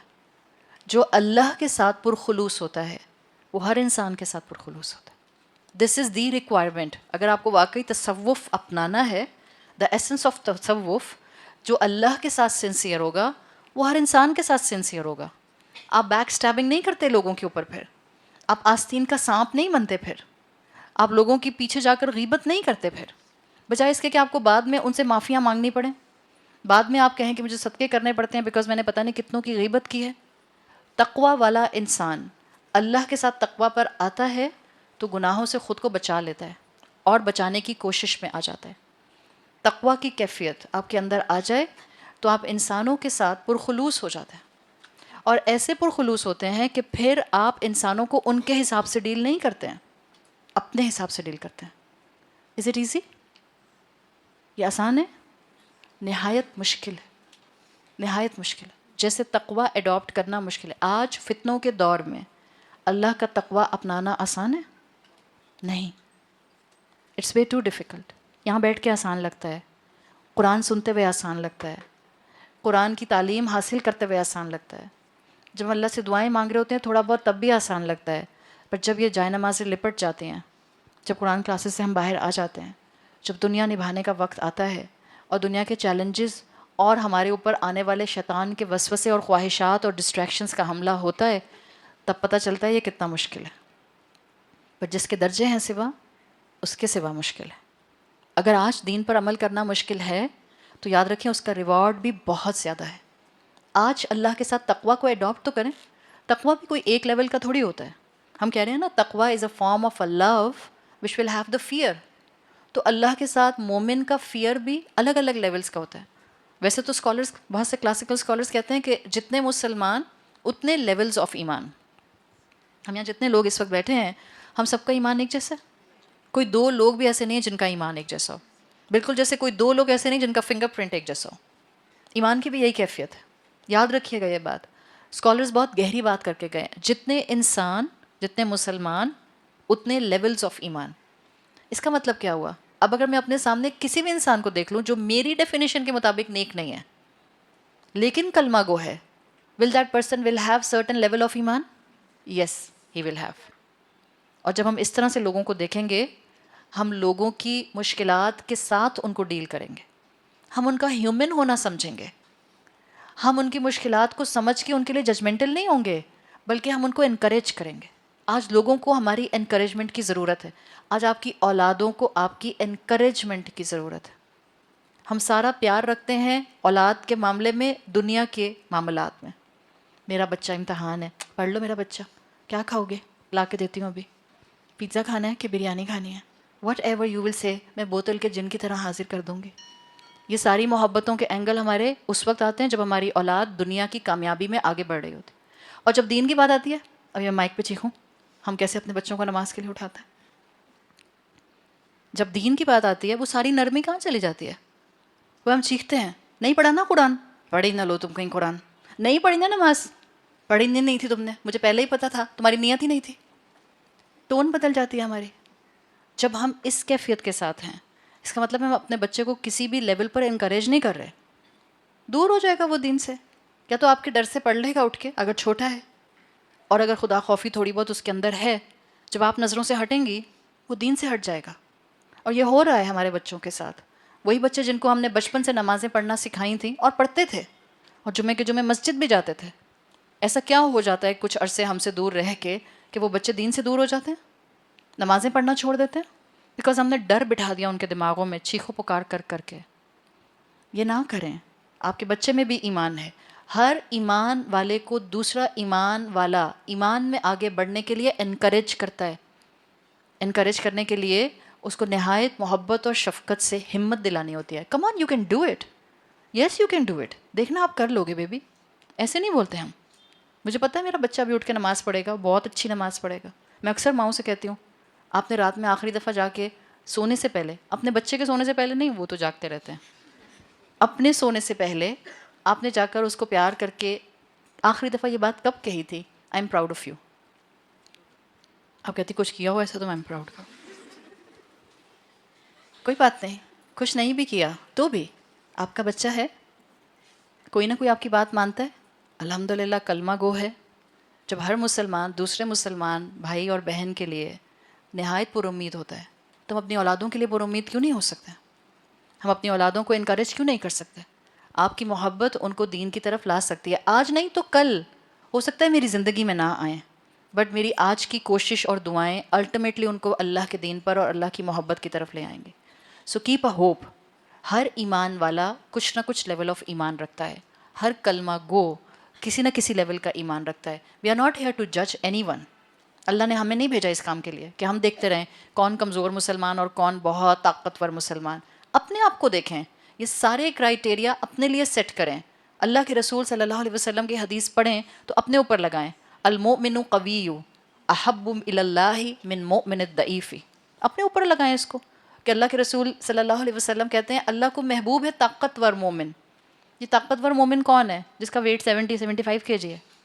نہیں، ایمان میں طاقتور مومن، فتنوں اور آزمائشوں میں ثابت قدم رہنے والا مومن. جب دعائیں قبول نہ ہوں، وہ اپنی طرف سے صراط مستقیم پر چل رہا ہو تو توکل علی اللہ نہ چھوڑنے والا مومن، اللہ کے ساتھ ہر وقت حسن و ظن رکھنے والا مومن، یہ ہے طاقتور مومن. تو جتنے ایمان والے، جتنے کلمہ گو، اتنے ایمان کے لیولز. اب اسی طرح سے اگر ہم تقویٰ کی بات کریں تو اتنے ہی تقویٰ کے لیولز. بٹ ظاہری بات ہے we need to keep something handy تاکہ ہم اپنے آپ کو ایک ٹارگیٹ دے سکیں کہ ہم اپنے تقویٰ کے لیول کو تزکیہ کے پوائنٹ آف ویو سے کیسے بڑھاتے جائیں. تو اسکالرس 4 لیول بتاتے ہیں تقویٰ کے. وہ کہتے ہیں جو ایک بالکل بیئر منیمم مومن ہوتا ہے. دیکھیں ایک ہوتا ہے بیئر منیمم مسلمان، وہ ہے جس کے ریلیجن کے باکس میں لا الہ الا اللہ محمد رسول اللہ لکھے. پھر اس کے بعد ایک اور لیول آتا ہے مسلمان کا جس میں وہ بیسک 5 پلرز پر عمل کرنا شروع کر دیتا ہے. یہ ہوتا ہے بالکل عام مومن. تو اسکالرز کہتے ہیں تقویٰ کا پہلا لیول آتا ہے الخوف لعامت المؤمنین. عام مومن بیئر منیمم اسلام پر عمل کرنے والے جو مسلمان ہوتے ہیں ان میں تقویٰ خوف کی کیفیت کی حد تک ہوتا ہے. یہ خوف کون سا ہے؟ جس میں آپ گناہوں سے اپنے آپ کو روک لیتے ہیں. پہلا لیول آف تقویٰ. آپ تزکیہ اپنا کریں گے کیسے؟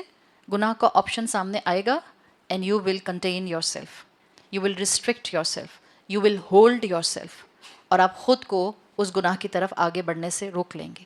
کس چیز نے آپ کو گناہ کی طرف بڑھنے سے روکا؟ اللہ کے خوف نے. دا لیول آف تقویٰ. یہ پہلا لیول ہو گیا. پھر دوسرا لیول آتا ہے والہیبۃ للعلماء العارفین. پھر ایک خوف کی کیفیت بڑھتی ہے جس کو آپ ہیبت کہتے ہیں. یہ ہیبت کی کیفیت تقویٰ کا ایک اور لیول لاتی ہے. اس کی ڈیفینیشن میں آپ کو پتہ چل رہا ہے للعلماء العارفین، وہ جو اللہ کو پہچاننا شروع کر دیتے ہیں، یعنی اللہ کی معرفت رکھ کے، اللہ کے اسماء کو جان کے، اللہ کی صفات کو ذہن میں رکھ کے، اس کو اپنے قریب محسوس کر کے، یہ لوگ اپنے آپ کو اللہ کے خوف میں بڑھاتے ہیں. ہو سکتا ہے اگر عامت المومنین والا خوف تھا تو ابھی صرف فرض نمازیں تھیں. اب جب اللہ تعالیٰ نے توفیق دے دی اور تھوڑا سا اللہ کی صفات کی ہیبت ایک کیفیت دل پر اور دماغ پر آئی، آپ نے سنتیں پڑھنا شروع کر دی. یہ ہے ہیبت للعلماء العارفین. اور جتنا آپ اللہ کو پہچانتے جاتے ہیں، جتنا اللہ کے اسماء کو جانتے جاتے ہیں، جتنا آپ اللہ کی معرفت حاصل کرتے جاتے ہیں، آپ کے اندر یہ ہیبت بڑھتی ہے. یہ ہیبت is not in the negative connotation, it's a very positive connotation, جس میں آپ کے دل پر ایک کیفیت آئے گی. بیکاز خوف، یاد رکھیں، ایک کیفیت ہے. خوف انٹینسیفائی ہوتا ہے. خوف یا تو انٹینسیفائی ہوگا ان اے پیرالائزنگ پوزیشن جو کہ بالکل ایکسپیکٹڈ نہیں ہے، یا خوف انٹینسیفائی ہوتا ہے ان اے ویری پازیٹیو مینر جہاں پر آپ مومن ہوتے ہوئے تقویٰ کے لیول کے خوف اڈاپٹ کرتے ہیں. تو دوسرا لیول تقویٰ کا آتا ہے جیسے جیسے آپ اپنے آپ کو قرآن کی تعلیم کے ایبزارپشن پر رکھتے ہیں، آپ کے اندر ایک اللہ کی صفات کی ہیبت آتی ہے. آپ سوچیں نا، کبھی کبھی انسان غصہ کر جاتا ہے، کبھی کبھی انسان غصے میں بڑبڑا جاتا ہے. ہو سکتا ہے آپ بیوی ہیں، خدا نہ خواستہ آپ اپنے شوہر پہ بڑبڑائی ہوں، اور ایسا بڑبڑائی ہوں کہ اگر آپ اونچا بولتی ہیں تو آپ کے شوہر کو غصہ آ جاتا ہے، اور آپ کو اسی لمحے خیال آتا ہے کہ یہ اللہ نے تو سن لیا. اب وہ جو آپ کے اوپر ایک خوف کی کیفیت آتی ہے کہ اللہ مجھے آخرت کی رسوائی سے بچا لینا، میرا یہ بڑبڑانا وہاں پر روز محشر سب کے سامنے براڈ کاسٹ نہ ہو جائے. دس از دا کیفیت آف خوف، اے ریزڈ کیفیت آف خوف. اس کو ہیبت کہتے ہیں. یہ اس کو آتی ہے جو اللہ کی کیفیات کو، اللہ کی صفات کو، اللہ کی معرفت کو پہچانتا جاتا ہے. پھر ایک تیسرا درجہ آتا ہے اس تیسرے درجے کے اندر آپ کو ایک کیفیت ملتی ہے جس کو اسکالرس کہتے ہیں یہ محبت کرنے والوں کی کیفیت ہے. خوف ہے، ہیبت ہے. تیسرا آتا ہے خشیت. خشیت کا لفظ سنا ہے آپ نے؟ خشیت، خشیت للمحبین ہوتی ہے. محبین حب سے بنا ہے، محبت کرنے والوں کے لیے. خشیت از اے ویری پازیٹیو خوف. یہ آپ کے دل کو ایک اور انہینسڈ کیفیت دیتا ہے خوف کی. یہ خشیت والا انسان ایسا نہیں ہوتا کہ ڈرا سہما انڈر کانفیڈنٹ، نہیں، بالکل نہیں. خشیت والا انسان بیسیکلی وہ ہوتا ہے جس کے دل میں اللہ کا ایسا خوف آتا ہے کہ اب یہ محبت میں نیکیاں کرتا ہے. محبت میں نیکیاں یعنی ڈھونڈ ڈھونڈ کر نیکی کرنا. اور کیا اچھا کام کر سکتا ہوں؟ زکوٰۃ بھی ادا کر دی، بیسک صدقہ بھی دے دیا، اور اچھا کام رمضان میں کیا کر سکتا ہوں؟ تو یہ کہتا ہے کہ اچھا میرے آس پاس جو لوگ ہیں، گھر میں شاید یا گھر کے باہر کچھ لوگ ہیں، گھر کے اندر کے لوگ ہیں، ان کی خدمت کرتا ہوں. آپ ہیں گھر میں، نوکر چاکر بھی ہیں، اور آپ کو پتہ ہے کہ افطاری بن جاتی ہے آرام سے جب آپ پہنچتی ہیں، بٹ آپ خود جا کر کھڑی ہوتی ہیں اور آپ اپنی ساس سے پوچھتی ہیں یا آپ اپنی امی سے پوچھتی ہیں، امی آپ کے لیے کچھ بنا دوں؟ آپ کا صرف یہ پوچھنا، ویسے تو ماؤں یا ساسوں سے آپ صرف اتنا بھی پوچھ لیں کہ امی آپ کے لیے کچھ بنا دوں، ان کا دل بڑا کر دیتا ہے. ان کا دل بہت بڑا کر دیتا ہے. بہت سی بہویں تو بالکل چپ ہو گئیں. انہوں نے کہا اگر پوچھا اور سچ مچ کہہ دیا ہاں بیٹا یہ بنا دو تو پھنس گئے. دل تو بڑا ہو ہی جائے گا، اور اگر آپ نے کچھ بنا دیا تو انشاءاللہ آپ کے تقویٰ میں اضافہ ہو جائے گا، آپ کا تزکیہ ہو جائے گا. بعض اوقات محبت کے کیے ہوئے کام بظاہر بہت چھوٹے ہوتے ہیں لیکن بڑے امپیکٹ فل ہوتے ہیں. جو کام آپ محبت سے کرتے ہیں اس کی کیفیت ہی الگ ہوتی ہے. ایک ہوتا ہے روتے دھوتے کی نماز پڑھنا، ایک ہوتا ہے خوف میں نماز پڑھنا. وہ پہلی والی خوف کی تقویٰ کی کیفیت ہے جس میں آپ کو میں نے کہا تھا الخوف لعامت المؤمنین. ڈر ہے اگر نماز نہ پڑھی تو جہنم میں نہ ڈالی جاؤں. ڈر سے نماز پڑھ رہی ہیں ایک آپ، اور ایک خشیت سے نماز پڑھ رہی ہیں. خشیت والی نماز میں خشوع ہوتا ہے. You will be totally focused on your رب. اور کیا کہا ہے اللہ تعالیٰ نے؟ خشوع رکھنے والے بہت کم ہیں، الا الخاشعین، بہت کم ہیں، ہارڈلی ہیں جن کے اوپر خشوع کی کیفیت آتی ہے. تو یہ تقویٰ کا تیسرا لیول ہے. آپ کا تزکیہ ہوگا، آپ قرآن کے علم کو ایبزارب کریں گی، آپ کا تقویٰ آپ کو تیسرے لیول پر لے جائے گا. خوف کا تیسرا لیول خشیت، اور یہ آتا ہے محبت میں عمل کرنے کے لیے. آپ محبت میں عمل کریں گے. اس میں کوئی آپ کو حکم نہیں دے رہا. مثال کے طور پر آپ 2 بہنیں ہیں، ٹھیک ہے؟ محبت میں عمل کیا ہوگا کہ آپ کی بہن کی آنکھ نہیں کھلی سحری کے لیے اور دیر ہو گئی ہے، سمجھے 3 منٹ رہ گئے ہیں، آپ چھوٹی بہن ہیں. محبت کیا ہوگا؟ اب بھاگ کے کچن میں گئیں، خود تو منہ میں کچھ ڈالا ہی ڈالا، بھاگ کر اپنی بہن کے لیے بھی کچھ لے کر آ گئیں. اٹھو اٹھو اٹھو آپ بھی جلدی سے کھا لو، سحری کا ٹائم ختم ہو رہا ہے. کوئی حکم تھا؟ نہ کرتی تو گناہ گار ہوتی؟ نہیں. امی نے کہا تھا؟ نہیں. کس وجہ سے آپ نے کیا؟ محبت میں کیا نا. جب انسان اللہ کی محبت میں آگے بڑھتا ہے وہ انسانوں کی محبت میں بھی سائملٹینیسلی آگے بڑھتا ہے. خشیت کا لیول اٹس اے ویری پسندیدہ لیول. فائنل تقویٰ کا لیول آتا ہے جس کو کہتے ہیں الاجلال للمقربین. اجلال جلال سے ہے، وہ جو اللہ کی کیفیت جلال کو اپنے ذہنوں میں ہمیشہ رکھتے ہیں. Again it's a very positive connotation. جو اللہ کا جلال ہمیشہ اپنے ذہن میں رکھتے ہیں. الاجلال للمقربین، یہ اللہ کے مقرب ہوتے ہیں جن کو اللہ نے خاص کیا ہوتا ہے. ان کا کمبینیشن آپ کو نظر آئے گا ہمیشہ. ایک طرف یہ اللہ سے نہایت محبت کرتے ہیں، نہایت محبت. دوسری طرف یہ اللہ سے نہایت ڈرتے ہیں. حضرت عمر رضی اللہ عنہ کی پرسنالٹی، حضرت علی رضی اللہ عنہ کی پرسنالٹی، کہ نماز میں کھڑے ہوتے ہیں اور اپنے طبیب اور اپنے دوستوں سے، اپنے صحابہ سے کہتے ہیں کہ میرے جسم میں جو تیر ہے اس کو نکال دینا جب میں نماز کی نیت کروں. محبت اور خوف سائملٹینیسلی. حضرت علی جب نماز پڑھنا شروع کرتے تھے تو موسٹ آف دا ٹائم ان کے جسم کے اوپر شیورنگ سٹارٹ ہو جاتی تھی اللہ کی ہیبت اور اللہ کے جلال سے. یہ اللہ کے مقرب بندوں کی کیفیت ہوتی ہے. ایک طرف محبت، ایک طرف خوف، ایک طرف امید، ایک طرف خوف، پتہ نہیں میں بخشی جاؤں گی کہ نہیں بخشی جاؤں گی، اور ایک طرف یقین اللہ ضرور بخشے گا. بین الخوف والرجا از دا کیفیت آف اجلال، جس میں آپ اللہ کے مقرب بن جاتے ہیں. تو یہ یو کین سے یہ 4 ڈفرینٹ تقویٰ کے لیولز ہیں. جتنا قرآن آپ کا تزکیہ کرتا جائے گا ایمان بڑھتا جائے گا. آپ کے خوف کی کیفیت اپنے رب سے تعلق میں الگ الگ ہوتی جائے گی. پہلے خوف ہوگا، پھر وہ آپ کو ایک الگ لیول پر لے کر جائے گا ہیبت، پھر خشیت، اور پھر اجلال کے لیول پر. جب آپ لوگوں کے ساتھ تقوی اڈاپٹ کرتے ہیں تو میں نے آپ کو بتا دیا آپ اخلاص کے ساتھ ہوتے ہیں، اور جب آپ لوگوں کے ساتھ احسان اڈاپٹ کرتے ہیں، اللہ کے ساتھ احسان میں تو آپ نیکیاں کر رہے ہیں، لوگوں کے ساتھ احسان میں ہم کیا کرتے ہیں؟ جس انسان کا تزکیہ ہو رہا ہے اور قرآن تزکیہ کر رہا ہے، اتباع رسول اس کا تزکیہ کر رہا ہے، وہ لوگوں کے ساتھ احسان میں کیا کرے گا؟ پریکٹیکلی کیا کرے گا؟ نیت تو ہم نے خاص کر لی اپنی، لیکن نیتیں لوگوں کے ساتھ خالص رکھا کریں. بیک سٹیبنگ چھوڑ دیں کہ ادھر کوئی خاتون اٹھ کر گئیں، ادھر آپ نے ان کے پیچھے یا تو ان کی یا ان کے بچوں کی برائیاں شروع کر دیں. چھوڑ دیں یہ، بیکاز ہم اپنی نیکیاں ان کے اکاؤنٹ میں ڈالتے جاتے ہیں. So be sincere with everyone. کوئی مشورہ مانگے سنسیئر ہو کے دیں. کوئی آپ کے قریب آئے اور آپ کو کہے کہ میری امانت رکھ لو، بالکل سنسیئر ہو جائیں. کوئی آپ سے اپنے دل کی بات کرے سنسیئر ہو جائیں، اس کو باہر جا کے براڈ کاسٹ نہیں کریں.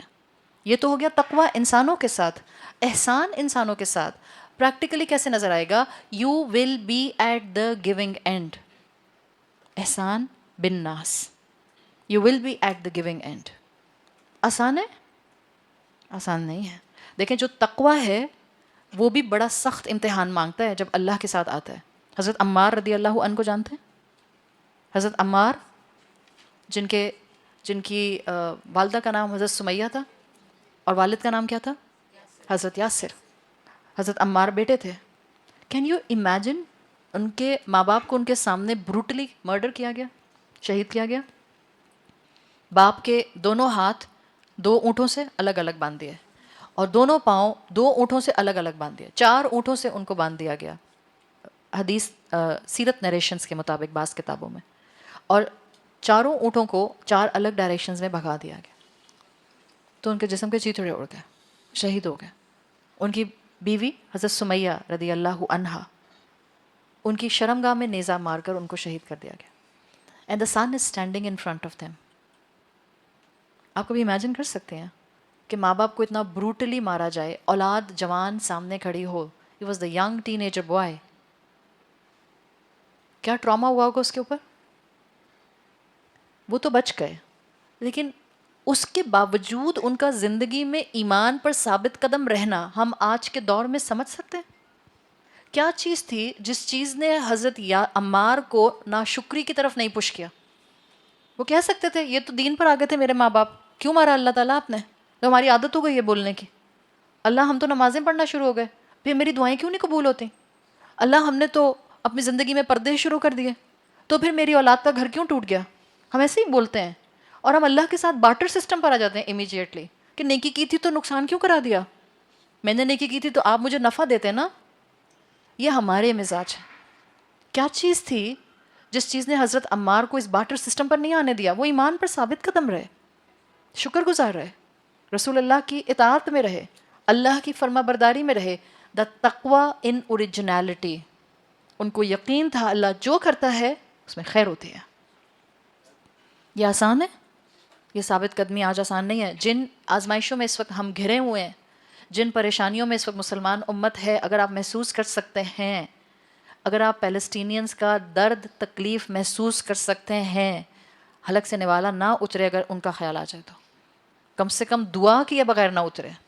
ظاہر ہم بھوکا نہیں رہ سکتے ہیں، بٹ جس میں تقوی ہوگا اس میں احساس ہوگا. جس میں تقوی ہوگا وہ مشکلات میں ایمان نہیں چھوڑے گا. بچیاں کہتی ہیں ماؤں سے، اور ماؤں کو جو ہے انہوں نے ہر وقت جو ہے وہ ایک گن پوائنٹ پہ رکھا ہوتا ہے، آپ کی وجہ سے اسکارف پہنا ہے، جس دن مشکل ہوگا نا اتار دوں گی. ایسے نہیں کہتے ماں سے، بیکاز آپ نے ماں کے لیے نہیں پہنا ہے، آپ نے تو رب کے لیے پہنا ہے. آپ ماں کو کیا دھمکی دے رہے ہیں؟ آپ کا اپنا ایمان. ایک دفعہ آپ پیوبرٹی ہٹ کر گئیں، اب ٹیکنیکلی آپ کی ماں جواب دینی ہوگی، آپ خود جواب دیں ہوں گی. آپ نے جو کرنا ہے کریں. ماں کہتی ہے بیٹا اپوزٹ جینڈر کے ساتھ فرینڈشپس میں نہیں انوالو ہو، اور آپ کہتی ہیں کوئی نہیں ہوتا ماں، کچھ نہیں ہوتا، سب کرتے ہیں، it's okay, not a big deal. ماں جواب دینی ہوگی اب قیامت کے دن. وہ تو ٹوک رہی ہے آپ کو مستقل، آپ خود جواب دیں. اللہ کے تقوی پر قائم رہنا آسان نہیں ہے، مگر صرف اس کے لیے جو قرآن سے اپنے آپ کو اٹیچ کر لے، اتباع رسول کرے اور اس علم پر عمل کی کوشش شروع کر دے. ان دا سیم مینر نیکیوں کو اپنانا بھی آج کے دور میں نہایت مشکل ہے. جبھی ایک نیکی کا ثواب اس دور میں 50 صحابہ کے برابر اجر دلوا سکتا ہے، ڈپینڈنگ اپون کتنی نیک نیتی کے ساتھ کیا گیا، کتنا خالص اللہ کے لیے کیا گیا. ان دا سیم مینر لوگوں کے ساتھ جہاں ہر انسان آپ کو دھوکہ دینے کی کوشش کرتا ہے، جہاں ہر انسان آپ کے ساتھ پرخلوص نہیں ہے، آپ کا پرخلوص رہنا ہر انسان کے ساتھ، it's not an easy game, it's a tough deal, بہت ٹف ڈیل ہے. But you will not stoop to their level. تو آپ لوگوں کے ساتھ تقویٰ میں رہتے ہیں، پرخلوص سنسیئر رہتے ہیں. جہاں ہر انسان آپ کو نوچ کھانے کو تیار ہے، اپنا فائدہ مل جائے اور آپ کا نقصان کر دے، ایسے میں لوگوں کے ساتھ احسان کرنا it's not an easy task, it's a tough deal. But جو اللہ کے بندے ہوتے ہیں، جو اپنے تقویٰ کو خوف سے ہیبہ، ہیبہ سے خشیہ اور خشیہ سے اجلال تک لے جاتے ہیں، وہ انسانوں کے ساتھ بھی پھر احسان کا معاملہ کرتے ہیں، ان کا احسان ریفلیکٹ کرتا ہے. ایک کہانی آتی ہے، اور میرا خیال ہے وہ ایک کہانی لوگوں کے ساتھ احسان کرنے میں ہمیں موٹیویٹ کر سکتی ہے. کہانیاں تو بہت ساری ہیں، حکایتیں اور کہانیاں تو بہت سی ہیں، لیکن کبھی کبھی بس ایک کوئی واقعہ، ایک حکایت انسان کے دل پر ایسا اثر کرتی ہے کہ انسان اپنی زندگی میں جو غلطیاں کر رہا ہوتا ہے وہیں اس کو بریک لگ جاتی ہے.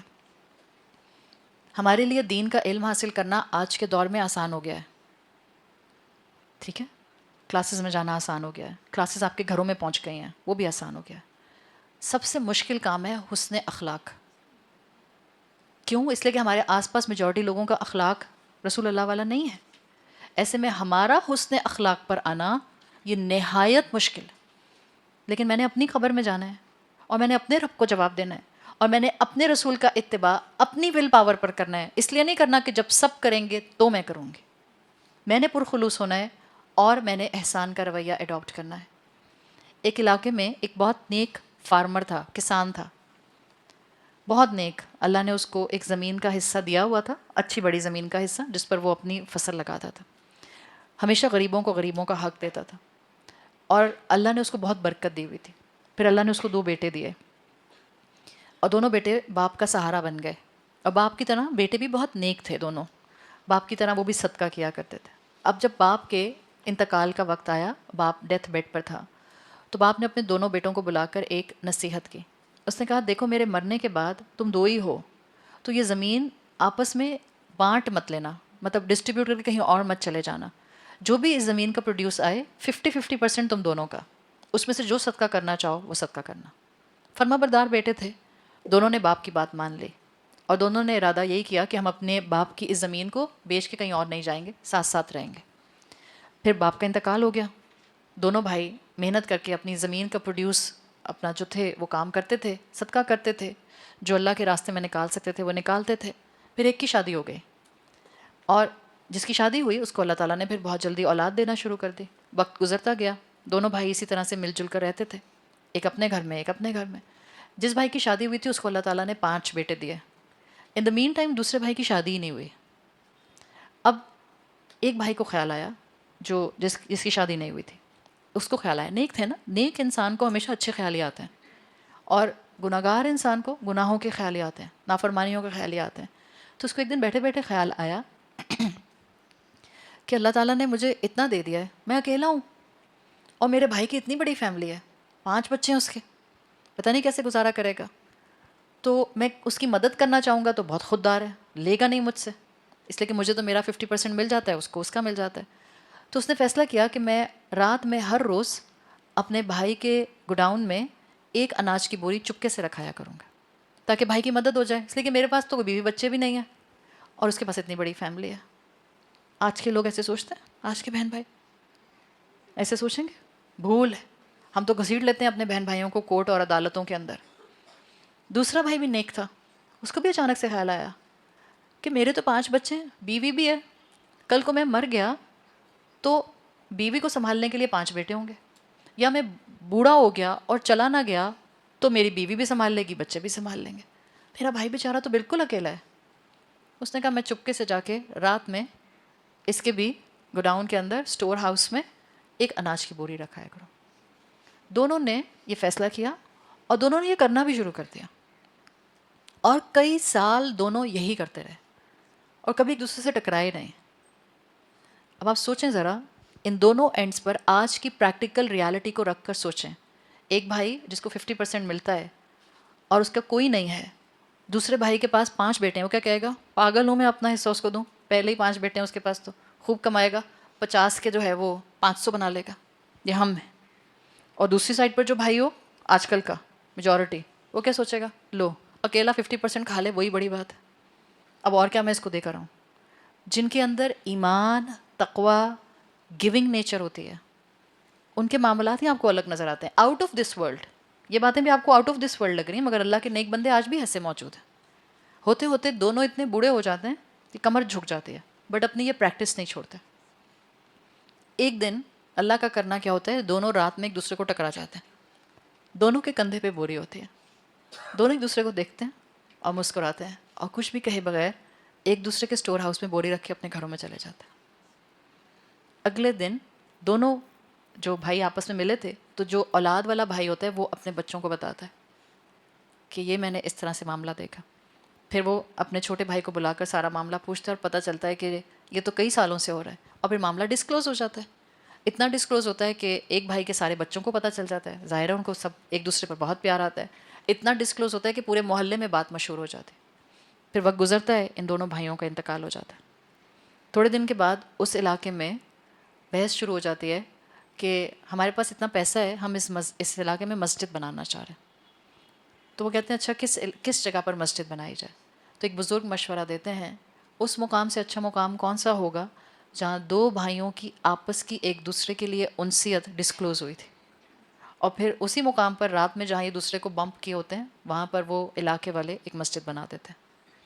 آپ کی اس دنیا میں یہ گیونگ نیچر دنیا میں بھی آپ کو فائدہ دیتے ہیں. آپ کو ایمان ہونا چاہیے اس بات کا. آپ اجر اللہ سے چاہتے ہیں، لیکن اگر آپ واقعی اپنا تزکیہ کرنا چاہتے ہیں تو not just with the book of your رب بٹ ود دا اخلاق آف یور رسول، you have to make an effort. جتنی محنت ہم قرآن کی کلاسز کے لیے کر رہے ہیں نا، اتنی ہی محنت ہمیں اپنے اخلاق سنوارنے کے لیے بھی کرنی ہے، عمل سنوارنے کے لیے بھی کرنی ہے. بعض اوقات ہمارے اپنے علم کے خزانے ہماری اپنی بد اخلاقیوں کی وجہ سے نل اینڈ وائڈ ہو جاتے ہیں، ضائع ہو جاتے ہیں، ڈیلیٹ ہو جاتے ہیں، ہمارے ہی اپنے بک آف ڈیڈ میں سے کمپلیٹلی وائپ آؤٹ ہو جاتے ہیں. اس لیے کہ اللہ کے ساتھ کیے ہوئے میرے گناہ اور میرا ایک جینوین استغفار اللہ مجھے معاف کر دے گا. اگر کسی انسان کے ساتھ میں نے زیادتی کی ہوگی، اللہ پھر مالکی یوم الدین ہوگا اور العادل بن کے آئے گا، اور جب تک مظلوم کو اس کا حق نہیں دلوا دے گا اللہ درمیان میں انٹروین نہیں کرے گا. اسکالرز کہتے ہیں جب بندہ اور بندے کے درساتھ دوسرے بندے کا معاملہ آ جاتا ہے، یعنی ایک ظالم اور ایک مظلوم، اب اللہ درمیان میں سے ہٹ جاتا ہے. اب اللہ کا کام صرف منصف بن کے رہنا ہوتا ہے. اگر آپ کو اتباع رسول صلی اللہ علیہ وسلم میں پہلا قدم اٹھانا ہے اور اللہ کا قرب محسوس کرنا ہے، اپنے گھروں کے اندر اخلاق کو، نرمی کو، شفقت کو، بینوولنس کو، جنروسٹی کو عام کریں، محبت بانٹیں. اور آپ کے گھر والوں کو آپ کی محبت کی ضرورت ہے. باہر دنیا میری تعریف کرتی رہے، اگر میرے گھر والوں کے منہ سے میری تعریف نہیں نکلتی، it's a very genuine concern جو مجھے ہو جانا چاہیے. ہم کہتے ہیں گھر والے تعریف کر ہی نہ دیں. اگر آپ جینوین ہیں، پرخلوص ہیں اور بہترین اخلاق کی مالک ہیں، منہ پر آپ کے نہیں کرتے بہت اچھی بات ہے، آپ کے مرنے کے بعد آپ کی جینوین تعریف ضرور کریں گے. جو اللہ کا بن جاتا ہے، حدیث رسول صلی اللہ علیہ وسلم کا مفہوم ہم نے کئی دفعہ سنا ہے، جس سے اللہ محبت کرنے لگتا ہے. اور اللہ کس سے محبت کرتا ہے؟ جو اللہ سے محبت کرتا ہے، جو اللہ کی کتاب سے محبت کرتا ہے، جو اللہ کے دین سے محبت کرتا ہے، جس میں اللہ کے دین کی ایلیجنس آ جاتی ہے، اللہ اس سے محبت کرتا ہے. ایمان والے سے اللہ محبت کرتا ہے. جس سے اللہ محبت کرتا ہے، اللہ جبرائیل کو بلاتے ہیں اور جبرائیل کو نام لے کر بتاتے ہیں کہ میں فلاں سے محبت کرتا ہوں، جبرائیل تم بھی اس سے محبت کرو. جبرائیل آسمانوں کے تمام فرشتوں کے اندر جا کے اس انسان کا نام بلند کر دیتے ہیں کہ اللہ محبت کرتا ہے اس انسان سے، میں محبت کرتا ہوں، تم سب بھی محبت کرو. اور پھر حدیث میں آگے مفہوم کیا آتا ہے؟ اللہ زمین والوں کے دلوں میں اس انسان کی محبت ڈال دیتا ہے. بی جینوین ود یور رب، اس کو قریب سمجھیں، اس کے قرب کی کوشش کریں، اور رسول اللہ صلی اللہ علیہ وسلم کے اتباع میں اپنا تزکیہ کرتے رہیں قرآن کی روشنی میں، اور اپنی امپروومنٹ میں قدم با قدم آگے بڑھتے رہیں. اللہ تعالیٰ ہمیں اپنے والدین کے لیے اور ہماری اولادوں کو ہمارے لیے بہترین صدقہ جاریہ بنائے. اللہ ہمیں فتنوں سے اور آزمائشوں سے محفوظ رکھے. اللہ ہمیں موت نہ دے مگر اس حال میں کہ ہم اپنے انجام سے راضی ہوں اور اللہ آپ ہم سے راضی ہوں. اللہ ہمیں بخش دے، اللہ تمام مسلمانوں کو بخش دے، اللہ تمام مرحومین کو بخش دے، اللہ اس امت محمد کو بخش دے، اللہ روز محشر رسول اللہ صلی اللہ علیہ وسلم کے سامنے رسوائیوں سے بچا لے، اللہ مسلمانوں پر جو اس دنیا میں جبر اور ظلم ہو رہا ہے اللہ اپنے لشکروں سے ان کی مدد فرما دے، اللہ ہمارے ایمان کا امتحان نہ لیجیے گا، اللہ ہم کمزور انسان اور کمزور مسلمان ہیں، اللہ تمام مسلمان بہنوں کی جائز دعائیں جو بھی ان کے دلوں میں ہیں وہ قبول فرما لے، اللہ تمام بیماروں کو شفائے کلی عطا فرمائے، اللہ تمام بیٹے بیٹیوں کو نیک اسپاؤسز عطا فرمائے، اللہ تعالی ہمیں اپنے بڑوں کا ادب کرنے والا اور چھوٹوں سے شفقت سے پیش آنے والا بنائے، اللہ ہمیں رسول اللہ صلی اللہ علیہ وسلم کا اتباع کرنے کی آخری سانس تک اور قرآن پر عمل کرنے کی آخری سانس تک توفیق عطا فرمائے۔ سبحانک اللہم و بحمدک نشہد ان لا الہ الا انت نستغفرک و نتوب الیک۔ جزاک اللہ خیرا۔ السلام علیکم ورحمۃ اللہ وبرکاتہ۔